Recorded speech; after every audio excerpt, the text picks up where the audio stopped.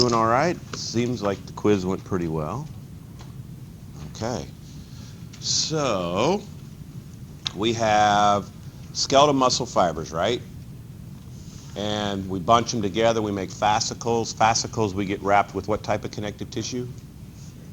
Paramecium. Good. We take those fascicles, bundle them together, groups of them, wrap them with connective tissue, what we call a muscle. We wrap that with epimecium. All right? The subunits, the next smallest subunit of a muscle fiber are the myofibrils, okay?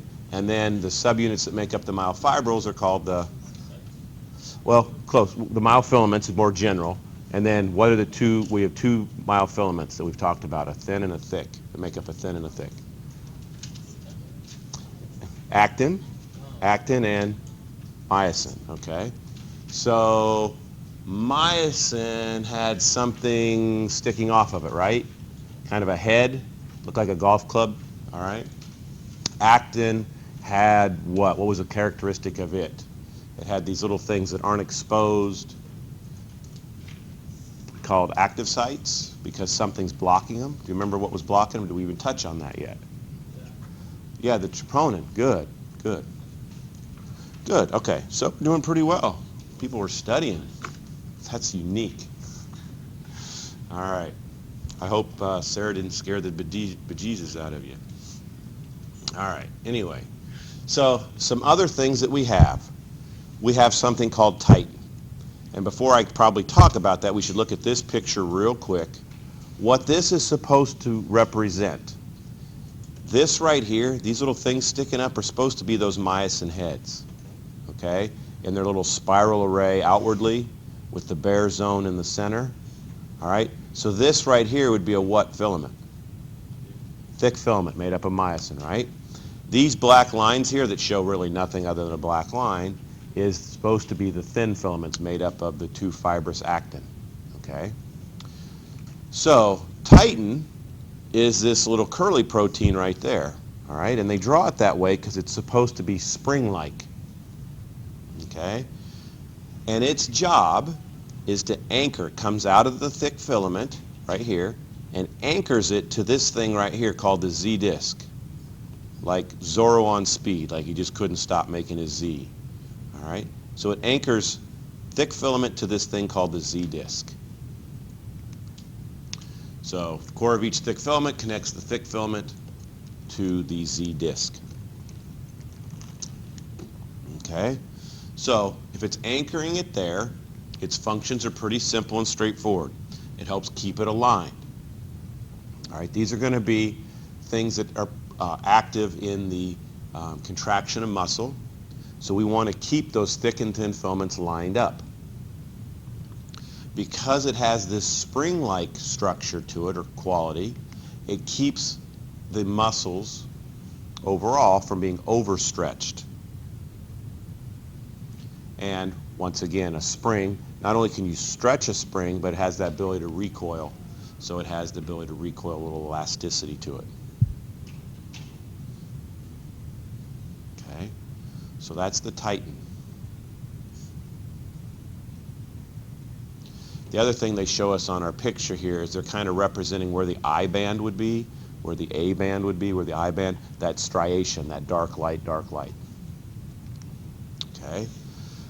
So now we've had troponin, we've had tropomyosin, myosin, actin, okay? And they categorize some of these as regulatory proteins and some as contractile proteins, and it's real simple. The contractile proteins are the ones that are active during contraction. So that's going to be the myosin and the actin that make up the thick and thin filaments. They're the ones ultimately that will do the work. Regulatory proteins, or they're the ones that basically are involved in the start-stop. Okay? So which ones would that be? Because nothing happens if those active sites are covered. So what was covering the active sites again? Yeah, tropomyosin. And what was bound to the tropomyosin, troponin, and what activated that shape change? Calcium binding to the troponin of that tropomyosin. So the tropomyosin and troponin are our regulatory proteins. And like it says there, involved in the start-stop of contraction. They're like the on-off switch.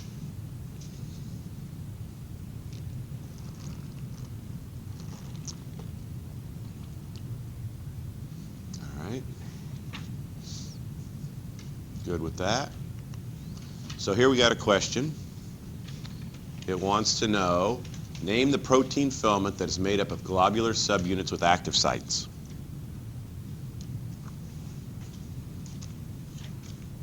How many think it's number 1? Number 2? Number 3? Number 4? All right, once again, we had like 3 people vote. 2 of them are right, though. It is the actin. The actin had the globular subunits, look like little orange beads when we had the picture up the other day with the active sites. Myosin had the golf club-shaped heads. Troponin was 3 little globular subunit proteins, but they didn't have active sites. And titin, we just saw that today, is a little springy one. All right, so organization of the filaments. Once again, we have our picture here, kind of representing what's going on. And the striations that we see in skeletal muscle are due to alternating light I bands with darker A bands. Okay, so what is an A band? An A band is an overlapping, thick, thin filament band, strip. Okay, so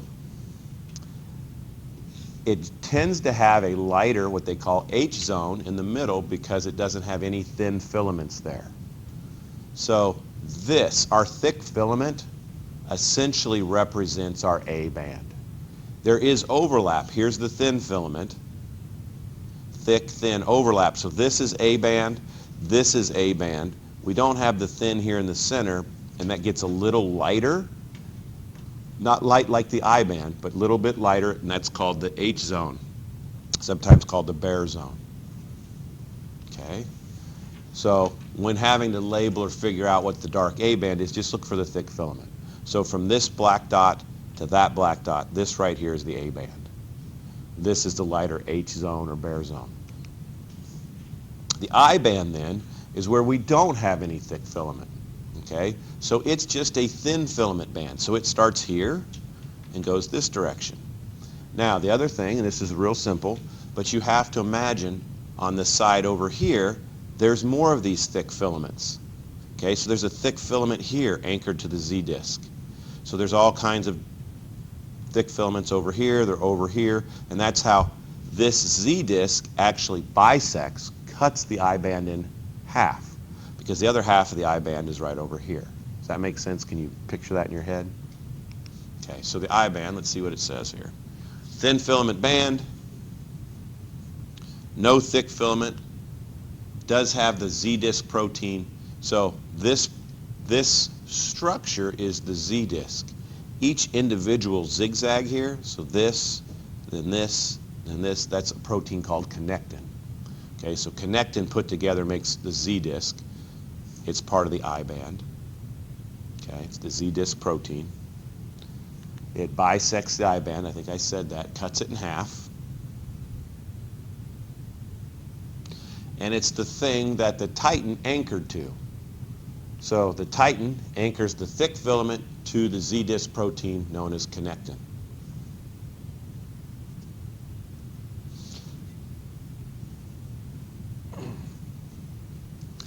Now, from one Z disc to the other Z disc, this whole thing is called a sarcomere.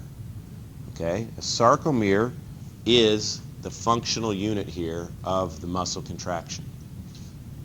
So when we teach or look at muscle contraction, we're going to look at just an individual sarcomere at any given time. Okay, so from Z disc to Z disc.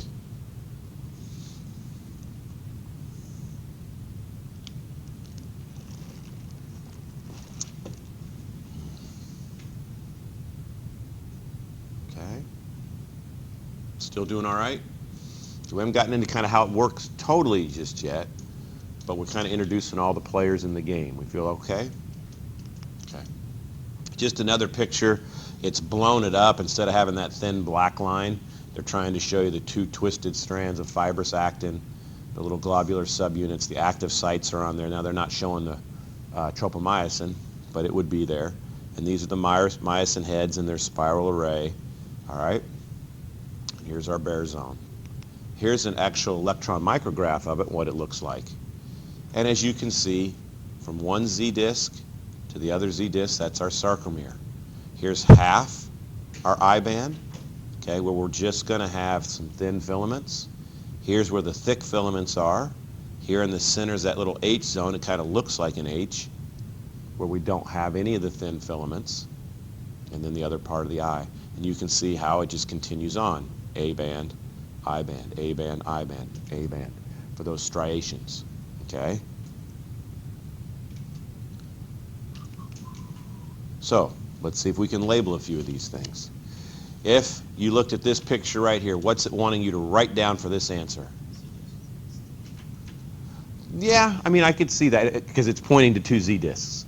If it's the area between there we go. And so what I would tell you on any of the tests, if you ever see something like that and you think, okay, does he want what each line goes to, or does he want the thing in between? That's when you walk up and say, hey, and if you whisper it and you say, hey, do you want the sarcomere or do you want the two Z discs? You've just demonstrated to me you know it, so I'm going to tell you which one you need. Okay? All right, so then we go over here. This line pointing to this red strip, what's it made out of? This red strip. Yeah. So maybe you guys didn't hear him. What do you guys think it's made out of? Actin. Good. So this is the thin filament, so we know it's made up of actin. Okay. The next one, if we did the same thing, this strip right here, what's it made up of? Myosin. Okay. It's the thick filament, thin filament. Okay. Or I suppose the other thing you could do, if you didn't want to get up and you just put thick filament myosin, thin filament actin. Okay. Once again, I'm just looking so that you show me you know it. You're going to get the points. Now, how about this line here? But let's instead of having a line, let's say I drew a circle kind of around this whole region. What would that be? Yeah, that'd be your I band. And then if this was representing this region here, it'd be our A band, okay?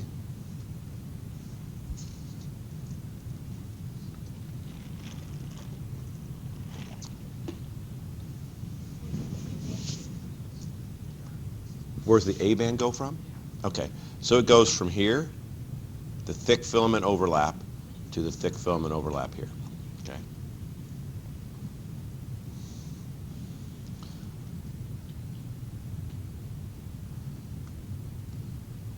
Now, we've got to start working into how this all works.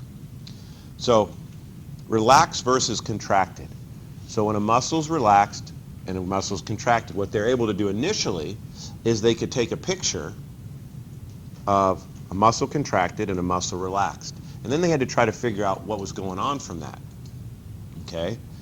And so when they looked at it and they saw the sarcomeres, here was a relaxed muscle and here was a contracted muscle. And they saw one end got closer to the other. The muscle shortened. Okay? But some of the things they also saw was the thick filament here is the same length as this thick filament there. So we know the thick filament didn't shorten, okay? And the thin filament here is the same size as the thin filament there. So they realized it didn't shorten. So they deduced that the two slid over the top of each other. So if it was kind of something like this, okay? Where nothing changed shape, or changed size, I shouldn't say shape, changed size. And so they deemed that the sliding filament theory. And that was relatively new. That was only figured out in like 1954. The people at MIT came up with that. So the muscle cell shortens, the sarcomere shortened. The Z discs got closer together. They pull on the sarcolemma. We see the muscle fiber kind of bunch up, but they realized the filament length did not change. okay? And they slid over the top of each other. Okay? And that was, like I said, that was a relatively new theory, 1954. You'd have thought they'd have figured that stuff out long before that. Okay? So, any of you guys, this is just getting off topic, see the movie, it's older now, called 21. There was a book called Bringing Down the House. Okay? So I see one person. No? Who was in the movie? Was it Elizabeth Shue? Who was the female? There was a female lead, a male lead, don't remember. Anyway, you guys haven't seen it? You guys into the gambling? No? You guys really ruined my whole, thing. Yeah, they count cards. So it was the students from MIT that went to Las Vegas, counted cards, and made millions of dollars. And then got caught and got blacklisted from there. So it's not really cheating. They're counting cards. Their brains were good enough to count cards. Well, anyway, the interesting reason I brought it up, I realized that this was done at MIT. Those were MIT students. And that guy in the movie, the lead character, that's a friend of mine. Not a good friend because I wasn't with him at MIT. So that basically says I wasn't smart enough to count cards. Or I'd be a millionaire right now and I wouldn't get to hang out with you guys because I'd be doing something else. But he said that was really interesting because he's Asian. And he said that Vegas, the casinos, the people they'd put them in there, they'd always want to bring them back. Because if you win money, Vegas wants to bring you back because they know it's just a matter of time before they lose. So they thought they were a member of Triad Chinese gang or some stuff. So they'd bring them, put them in the penthouse, bring girls up there for them, anything to get them to come back. And they just kept beating the shit out of them, winning money. So it's kind of interesting, huh? Could have put me in the movie. He was actually in the movie. If you watch the movie, he's playing a dealer. He's a tall Asian guy. His name's Jeff. Yeah, he should have put himself in the movie with somebody attractive, too. Anyway, only a dealer. What band is comprised of both thick and thin filaments? That's easy. A band. Good. Oh, wait a minute. I think this isn't going to work real well because we never have volume. It's going to give you a preview here of something if the link works. Look at this. What's that? Continue. I'll try to narrate as much as I can here. So they're going to show us the biceps brachii. We did a cross section there. Ooh, what are those bundles in there? Fascicles. They pull out a fascicle. Then I bet they pull out a fiber. They're striated. We know it's a fiber. And then they're going to pull out a fibril, myofibril, and then we're going to look at a blurry image of some myofilaments in there. All right, thick and thin.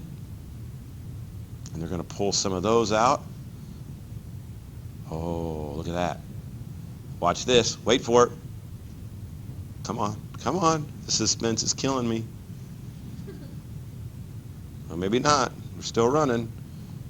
Lots to tell you here. Oh, we're going to pull out a second one. There we go. See how they slide over the top of each other? Nice. Another angle in case you couldn't see it from the other angle. Okay? So when they stimulate a muscle fiber, all of the myofilaments get stimulated in that muscle fiber. Wow. It's cool stuff. All right. So we're still working our way into telling you exactly how they contract, but we also have to tell you what stimulates them to contract. It's skeletal muscle, so what has to tell it to stimulate? What has to stimulate it? A nerve, okay? Because we know skeletal muscles are voluntary or involuntary? Voluntary. So we have nerves that innervate them. The impulses go to those muscles and tell them to contract. So a skeletal muscle must be stimulated by a nerve or it will not contract. If it won't contract, we call that muscle paralyzed.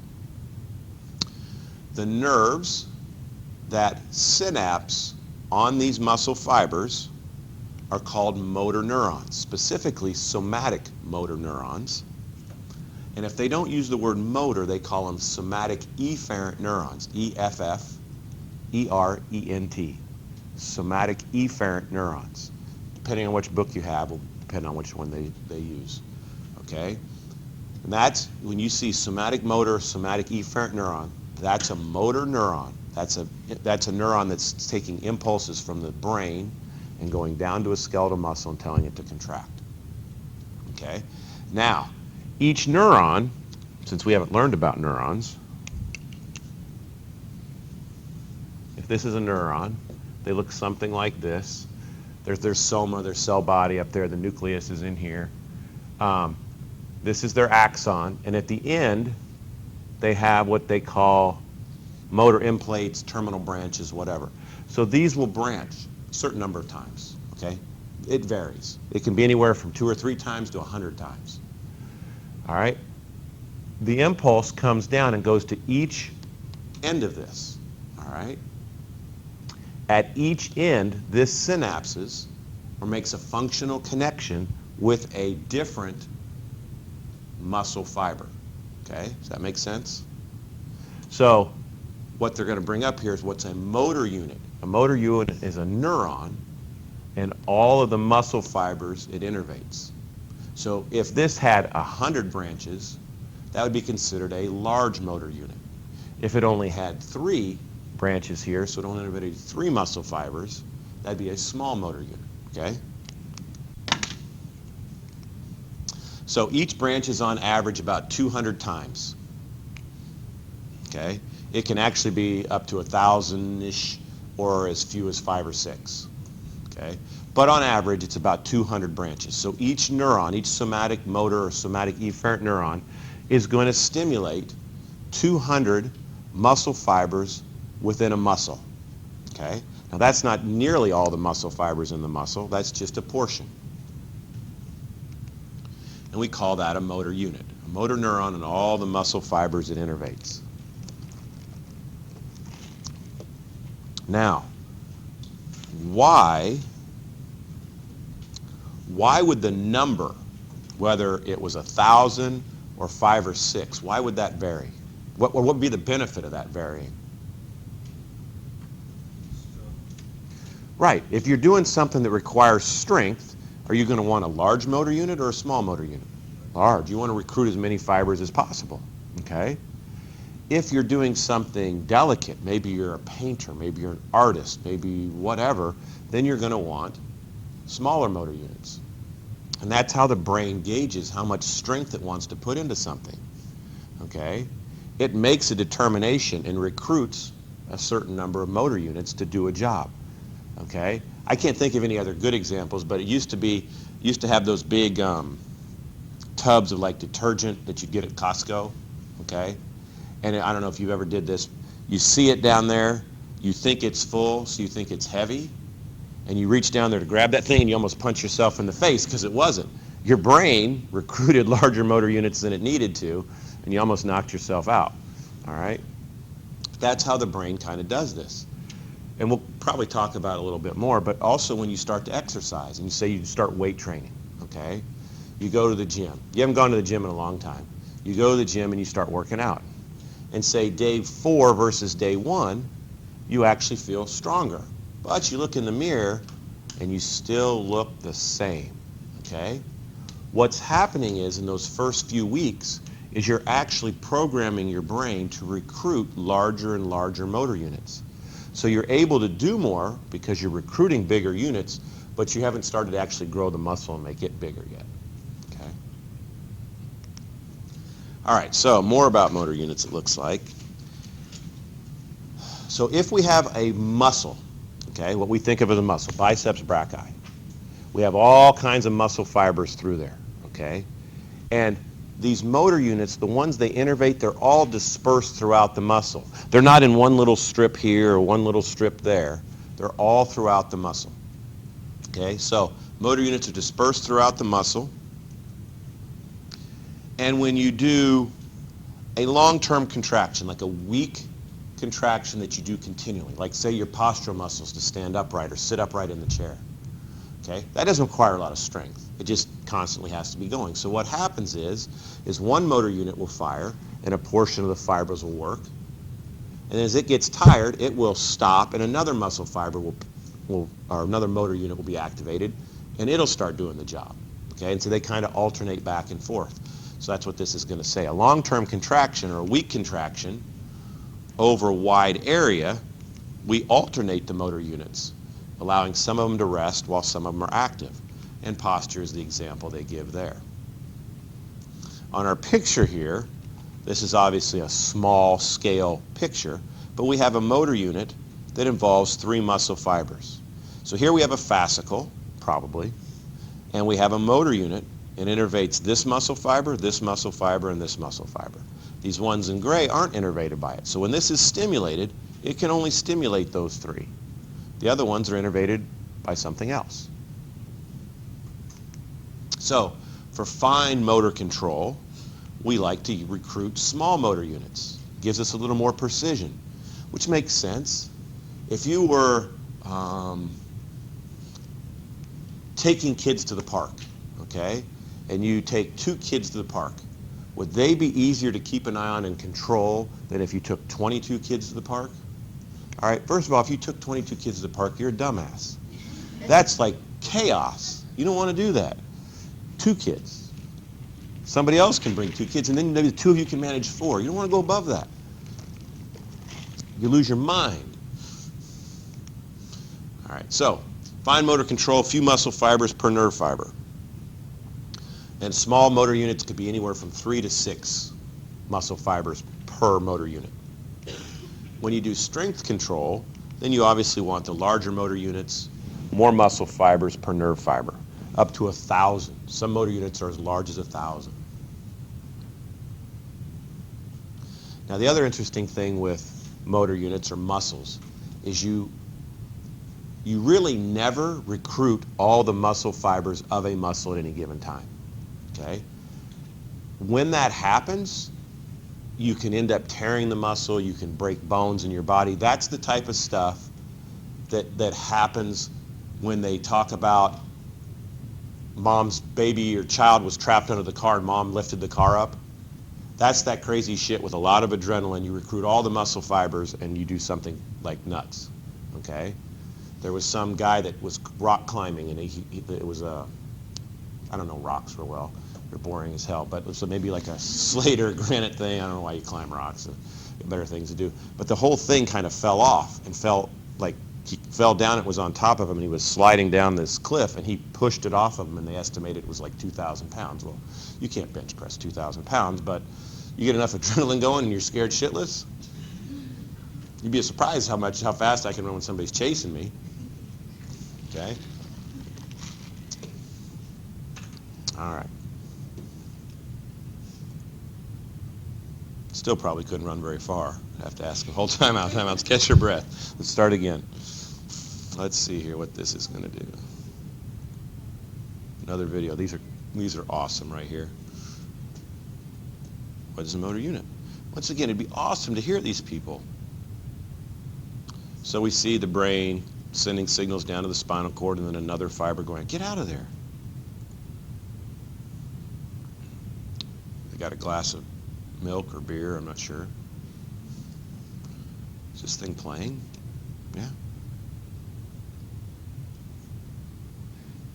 Oh, there's a neuron, cell body, axon terminals. Each one of those is going to synapse on a single motor unit. Oh, this is a good point to tell you that like these videos, I'm being dead serious. You can go on the internet and go on Google and type in like motor unit videos and the stuff comes up. The internet you can do more with it than look at porn. It's like incredible. So I encourage you guys all, because sometimes you'll be up like, where'd you get that video? I just Googled it, like, ooh. I didn't know you could do that, you know? So, see our axon terminal, synapsing on muscle fibers. Yeah, these aren't nearly as good. I imagine they're probably on the site. I probably posted them on their own. Ooh, what are we doing now? Okay, so there would be where we'd have small motor units for precision of moving the eye. We obviously don't need to be strong with our eye. Nobody's deadlifting with your eyeball. And larger motor units in maybe your biceps so that you look good for the ladies. Oh, that's all they gave us? Maybe it wasn't the best video. Maybe you guys should look for videos. I didn't do a very good job with that one. So, which of the following is true with respect to a motor unit? I'll let you read those and see what we come up with.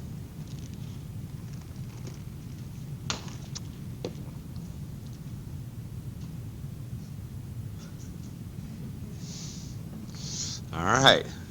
So, number one, a motor units is great. Spell check there. A muscle and all the neurons that innervate it. A motor unit is a neuron and all the muscle fibers it innervates. A motor unit is a unit of like motor, like for a boat or something. All right.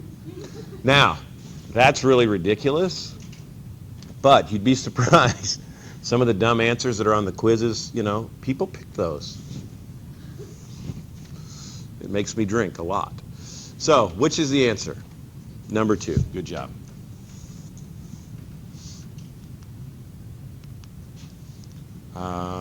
Okay, so where these ends of the neuron, called synaptic knobs, called motor end plates, where they synapse, and I know we haven't explained what a synapse is, where they have this functional connection with a muscle fiber is called a neuromuscular junction, okay?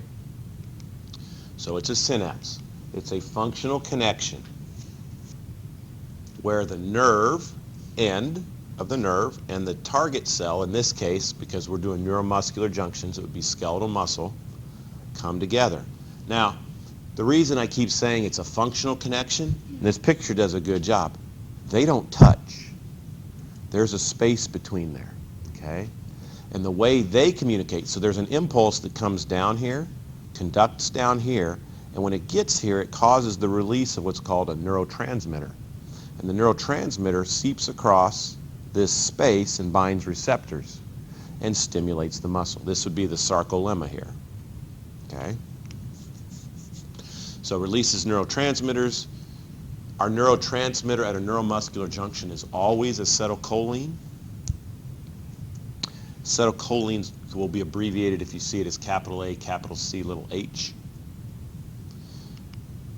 It's released from this terminal end plate, motor end plate, synaptic knob. That's what this little thing's called. Okay? Some other things we have here, this space is called the synaptic cleft. These little things are called junctional folds. It's where we find lots of the receptors to the neurotransmitter. Okay? This will get talked about more in the next unit, but it's hard to kind of leave it out at this point still. So, a little visual of what this looks like. If we come down here, what they've done is they've taken a little snippet right here and blown it up. So this is part of this synaptic knob. And in there, these things called synaptic vesicles. They hold the acetylcholine. There's our abbreviation for it. So those little red dots are supposed to be acetylcholine. When this gets stimulated, there's some steps that happen, but it results in the release. These vesicles move towards the membrane. They fuse with the membrane and actually spit out the acetylcholine. The acetylcholine comes across here, binds something known as an acetylcholine receptor. Get really fancy with the names. And that causes a stimulation of this muscle. Okay? So, components of the synaptic knob. It's the swollen end. So usually, if I wanted to be a little better at drawing, there's like a little knob to it. Okay? So it looks a little bit like that. And in the synaptic knob, we find the acetylcholine. Okay? Other things we'll find acetylcholine receptors. Where did we find those? Were they on the synaptic knob? Were they on the receptors to acetylcholine? Yeah, in the junctional folds. Okay? So, for a vague question like that, their specific answer was what she gave. They're on the junctional folds of the sarcolemma, which is the skeletal muscle membrane. Okay? And the acetylcholine binds to its receptor. It's released from the nerve, and that stimulates the muscle. Okay? Now, if acetylcholine comes across, binds its receptor, and that stimulates the muscle, that would mean, if we just left it at that once we stimulated the muscle and told it to contract, it's going to stay contracted, right? We don't want that. So we have to be able to get rid of the acetylcholine. So we will release it, it does its thing, and then we want to get rid of it.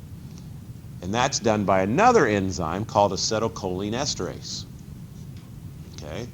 This is an enzyme released from the sarcolemma to break down the acetylcholine, because then if we break it down, it comes out of its receptor and we stop stimulating the muscle, and the muscle can then relax.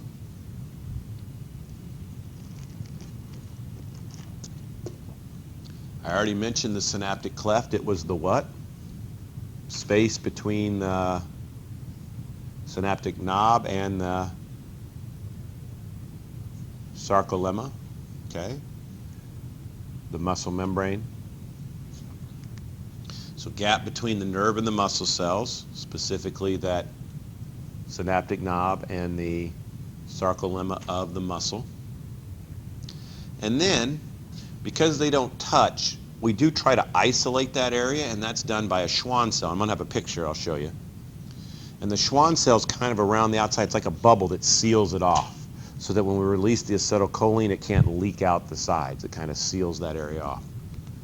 And that's what a Schwann cell does at the neuromuscular junction. It does some other things too, but for right now, that's what it does. So here's a question for you. Do you feel like you kind of get this so far? Okay. What if I had something, some disease or something that made the acetylcholine receptors either not respond to acetylcholine, or the numbers of those decreased? What would that result in as far as a physical symptom? Yeah, probably before paralysis, if they just decreased in number and didn't respond as well. You're right, eventually it would be paralysis. Weakness, okay. So, did you guys catch that? You'll follow along? No? So if the acetylcholine receptors weren't responding as well as they should, or if the numbers of those went down, that would result in weakness. The acetylcholine would be released, but we wouldn't get as strong a response. So the muscle maybe wouldn't contract when it should, or wouldn't contract maximally. Okay, so that would be weakness. If it got bad enough, it would be paralysis. Yeah? Does this relate to anything Well, that's usually some ion problem. Yeah. This, what we're talking about right now, is a little different. This is one of probably your pathologies called myasthenia gravis, okay, that people can get, oftentimes women, when they get older, and there's a breakdown in these receptors, and so they don't respond, and they gradually get weaker and weaker and weaker until they don't have enough strength to even work against gravity. So you're working your way towards paralysis. So that's one of your pathologies. But that's the reason I give you pathologies, is so you can, if you understand how it works, then you can also understand what would happen if you threw this wrench monkey in the works. So here's another picture, just a little better visual. We got the synaptic knob, right? In here, this would be a synaptic vesicle containing acetylcholine. Here's our synaptic cleft. These little things right here are the junctional folds, okay? So when the impulse comes down, we release the neurotransmitter acetylcholine across here. It binds to receptors in the sarcolemma, okay? When that does that, it's going to lead to, basically, the release of calcium. Calcium is going to be rained down upon the troponin tropomyosin. It's going to bind to what? Does it bind to the troponin or the tropomyosin? Troponin, which troponin's bound to tropomyosin, and what happens? Yeah, bends the other way. Its shape changes. So we expose what? The active sites. What do you think is going to stick itself in the active sites? Yeah, the myosin head. So we've already kind of got a little idea what's going to happen. All right. So on this picture here, they're showing us obviously thick filament here with myosin heads. There's the thin filaments here. You remember from the other pictures the other day, what would this be? You might have said I didn't hear it. Nope, we don't know what this is. It's a thing that contained the calcium called the sarcoplasmic reticulum. All right. What was this here? Yeah, the answer's right there. T-tubule. All right. So, muscle and nerve cells are both excitable. They have a plasma membrane that's polarized or charged. So they have what's called a membrane potential. Okay? The difference in charge across the membrane. The inside of the cells are more negative than the outside of the cells. Okay? So the resting membrane potential is a difference in charge across the membrane at rest. And this is due to substances being held inside or outside of the cell. So let's see here. If I draw this as a marker that totally doesn't work. So I'll do this as that's our phospholipid bilayer. That's our, shit, why am I writing? You can't see that. That's our membrane. And so on the outside of the cell, we're going to have a large concentration of things like sodium. On the inside of the cell, we're going to have large molecules of protein, and protein carries a negative charge. Okay?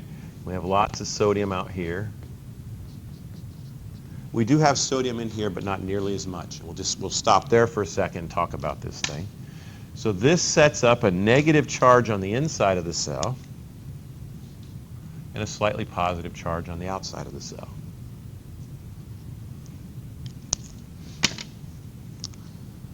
So lots of sodium outside, and on the inside, we're going to have potassium in a high concentration.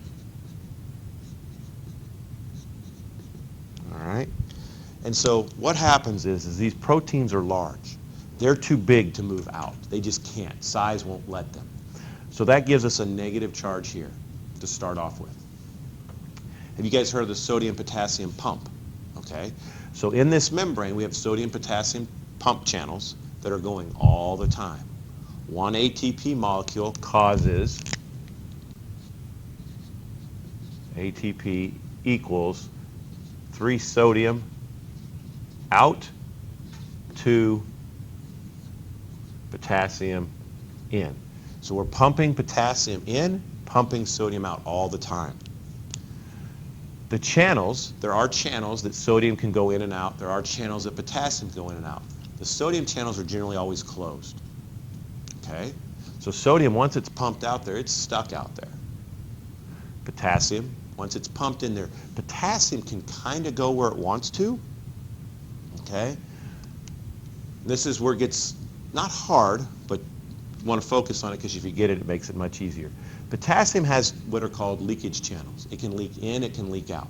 Now, if the charge in here is negative and the charge out here is positive, where's potassium want to go because of that? Opposites attract. So the positively charged potassium wants to come in here to this negative charge, right? That's electromagnetic, losing the word. The opposite's attracting. The positive charge wants to go negative. That's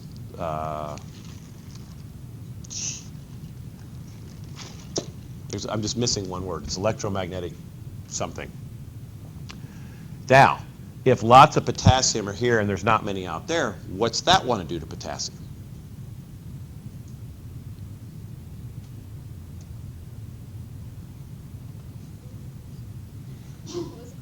If there's lots of potassium in here and not very many out there, what's that want to do to potassium? Push it out, right? That's called, these are the D, diffusion, okay? Lots of potassium here, not many here, wants to push out. So there's two forces at play.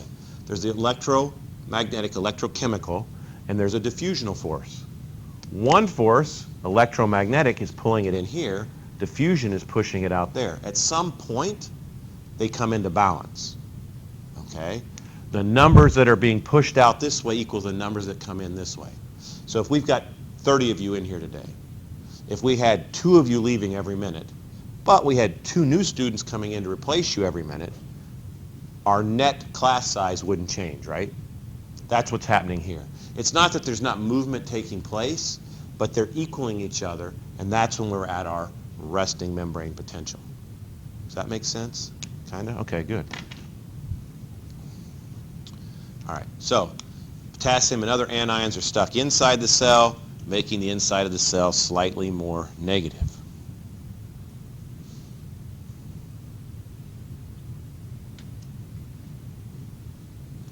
So let's see here, another video from the Khan Academy. Here we go. I don't even know if I should show you because you're not going to hear him.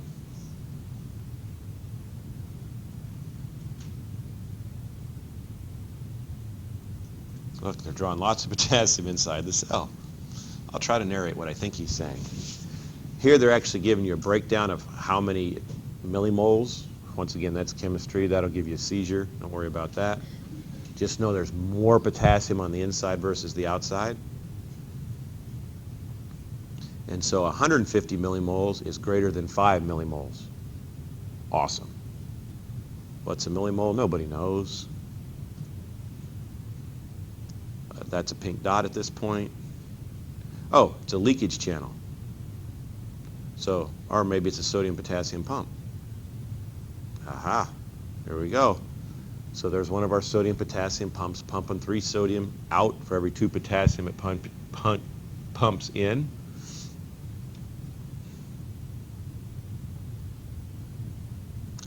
Those are probably our negatively charged anions in there that help kind of hold the potassium or draw the potassium in. He's moving too slow for me. I'm an impatient person. Yep, protein. Let's zip along, see what he's got here. So now we have some channels for the potassium. He's going to show how there's a diffusional force that wants to push it out, and then the electromagnetic force that wants to pull it back in, and they come into equilibrium. We'll stop there because I'm tired of narrating. All right, but you guys kind of get that? It's not really hard, okay?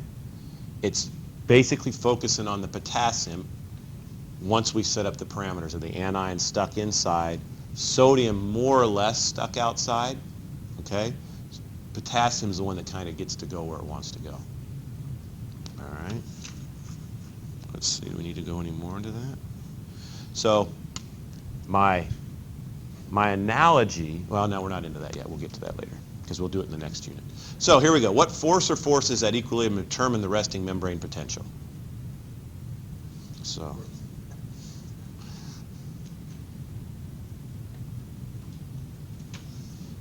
do we think it's number 1 all alone? Number 2 all alone? Number 3 all alone? Definitely not number 4, right? Number 5? Number 6. Yay, look at you guys. You guys give me hope. All right. So membrane potential. This is basically what we talked about, but we're going to talk about there's actually more types of channels. So we have ion channels, 2 basic types. Leakage ones, meaning there's no gate on it. There's nothing preventing things moving in and out, okay? So it would be like a doorway with no door. That's what a leakage channel is, okay? Non-gated. There's no gate on the door. There's no door there. You just pass through the entryway or not. The only thing that's limiting is size. Are you small enough to fit through the door? Okay. Maybe. I don't see it on my stuff. Maybe it's coming up somewhere else. I'm hoping. So these are sometimes referred to as passive channels. Things can come and go as they please. And we have leakage channels for which ion, primarily? Potassium, okay? So they're always open. Then we have what are called gated or active channels. Passageways, but there's a door or a gate, and you have to open the door or the gate so that whatever is designed to go through there can go through there. Those are the types of channels we generally have for sodium, okay? Now, they name these channels by what causes it to open and what's allowed to pass through there, okay? So, we have a voltage-gated channel. So that means the thing that opens the door is a change in voltage, okay? If it allows sodium to go through, then it's called a voltage-gated sodium channel. Does that make sense? They name them pretty straightforward, okay? If it allowed potassium to go through, then it would be a voltage-gated potassium channel, all right? We have chemically gated channels. This means some chemical has to unlock the door and open the door. Then once again, what went through it? So if we had acetylcholine, which is a chemical, open up a channel, then it would be a chemically gated channel, and say sodium went through, it would be a chemically gated channel for sodium. Chemically gated channel for potassium, whatever's passing through there. And then two other ones, just so that you know, we don't really get into them. The voltage and the chemically gated are the two we're going to focus on. We have mechanically gated channels. That means some sort of mechanical stimulus caused the door to open. And light gated. Light stimulated the door to open, okay? Light gated channels are typically found in the eyes. The light enters the eyes and does its stimulation that way. Mechanically gated, the usual stimulus for that is usually stretching. You stretch a tissue and that'll cause it to be stimulated. So, just what I told you there, voltage-gated ion channels, trigger change is a change in the membrane potential. We have voltage-gated channels for both sodium and potassium.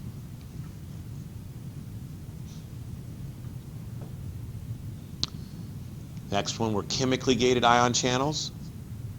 Open response to a specific what? Chemical, okay? The only chemical that we know of at this point that we've mentioned is acetylcholine.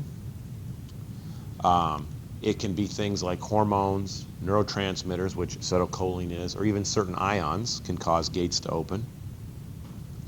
And we, sorry. And we have chemically gated sodium channels for sure.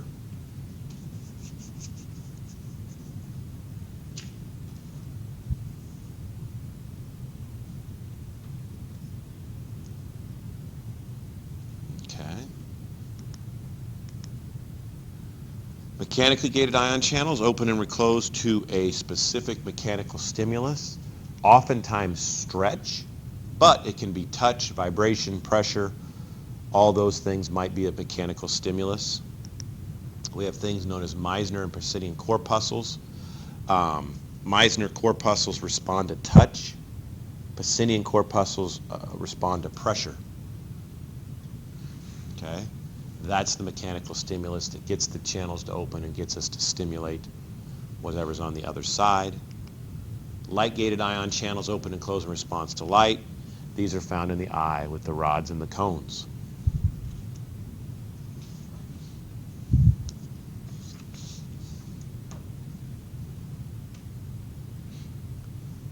Where my thing works.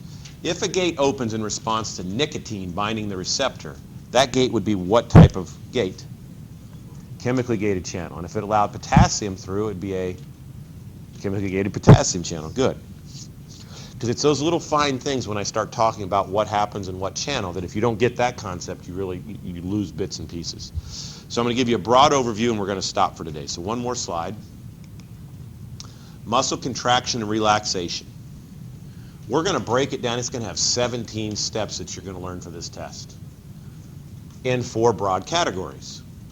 We're going to have what's called excitation, okay? The excitation component involves action potentials in the nerve leading to formation of action potentials in the muscle fiber.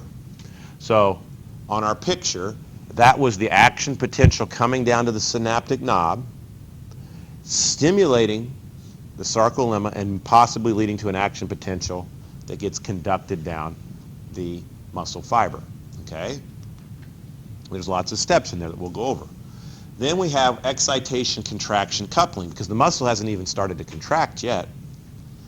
This is where the action potentials on the sarcolemma activate the myofilaments. So they go down the sarcolemma, down the T-tubules, open up the sarcoplasmic reticulum, we expose active sites, and we start to activate the myofilaments, thicken the thin filaments. Okay? That leads to the actual shortening, the sliding of the filaments over the top of each other, shortening of the muscle fiber, or at least formation of tension. Okay? And then the end of this, we have to have the fourth, which is relaxation. We have to be able to return that fiber to its resting length. Okay? So next class on Thursday, we'll break these down. There's probably 3 or 4 steps for each one of those. All right, but that's what we're getting to. Hopefully you can kind of see what's coming. That's what I was trying to do, was build a little bits and pieces at a time and then put it all together.